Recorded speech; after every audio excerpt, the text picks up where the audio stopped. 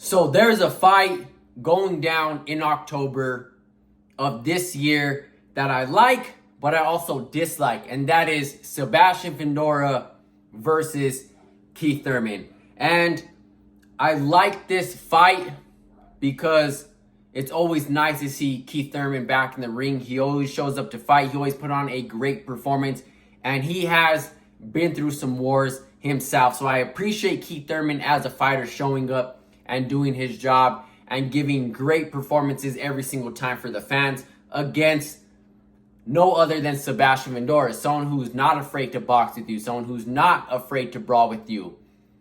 But I feel like we've missed out on some opportunity in a way, and this matchmaking definitely could have been better. You could have put Sebastian Fundora against Xander Zayas in a unification fight.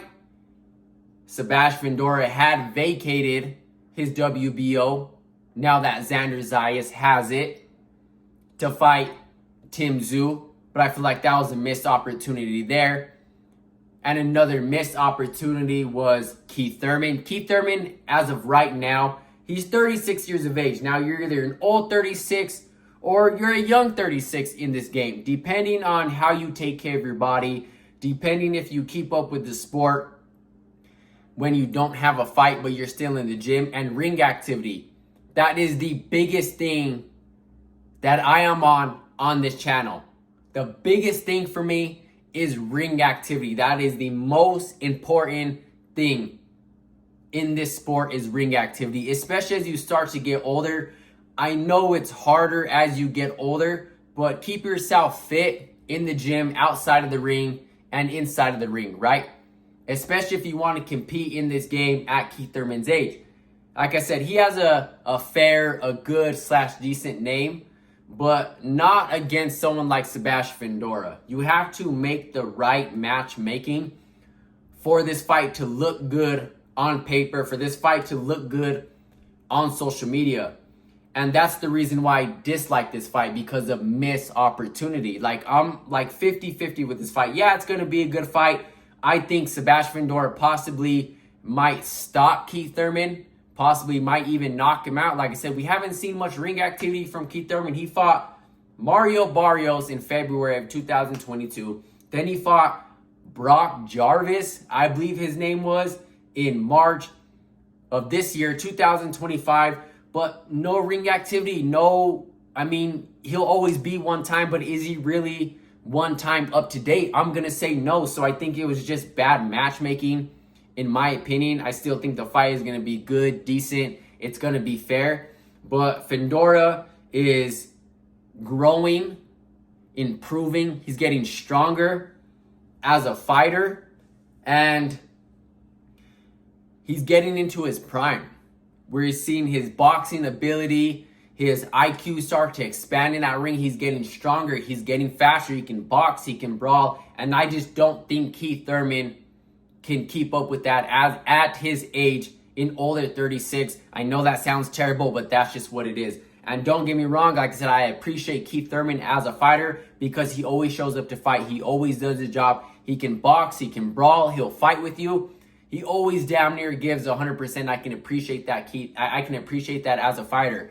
But is he one time as of right now? I'm going to say no. He's not. His one time is not up to date as a fighter. Now, I thought if you put Fundora versus Xander Zayas as a main event, and then you put Keith Thurman versus Errol Spence, this is a great opportunity if the stars would have aligned, because Keith Thurman versus Errol Spence, how long have we been talking about this fight needing to happen? But that's just another fight in the books that the fans wanted to see. But I feel like a missed opportunity in matchmaking here. Like I said, the 154 pound division at the main event spot and the co-main event. Sebastian Fundora versus Xander Zayas in a unification. Main event, Keith Thurman versus Errol Spence. Co-main event, because we haven't really seen much ring activity, obviously, from Errol Spence since he fought Crawford, and he's always posting and hinting that there is a possible comeback. Either he's doing soccer, or he posts that he's in the gym, or he's somewhat keeping active. He posts that he's running, just a little bit of teasers,